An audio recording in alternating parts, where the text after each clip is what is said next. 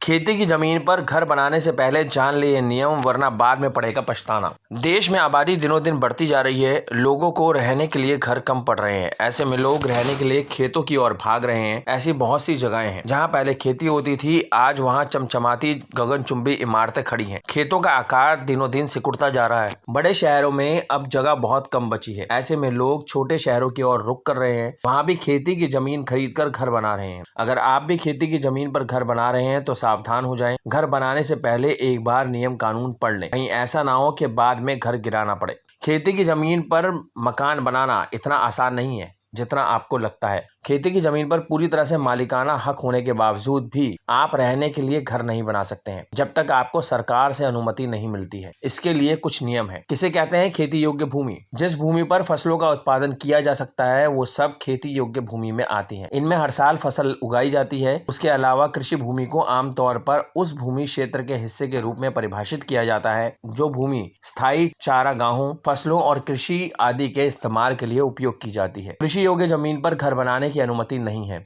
अगर आप खेती योग्य जमीन में घर बनाते हैं तो खरीदार को जमीन का कन्वर्जन कराना होता है। उसके बाद ही खेती की जमीन पर घर बनवा सकते हैं। कन्वर्जन के नियम कुछ ही राज्यों में हैं। जब खेती भूमि को आवास में बदला जाता है तो कुछ अन्य शुल्क का भुगतान करना होता है। कन्वर्जन के लिए इन डॉक्यूमेंट की होती है जरूरत। इसके लिए भूमि के मालिक के पहचान पत्र होना जरूरी है। इसके साथ ही मालिकाना हक, किराएदारी और फसलों का रिकॉर्ड भी जरूरी है। सेल डीड और mutation deed, gift partition deed अगर जमीन गिफ्ट में मिली है तो होना चाहिए। म्युनिसिपल काउंसिल या ग्राम पंचायत से एनओसी की जरूरत पड़ती है। Survey map, land utilization plan, land revenue की रसीद भी मांगी जाती है। जमीन पर कोई बकाया या मुकदमा नहीं होना चाहिए।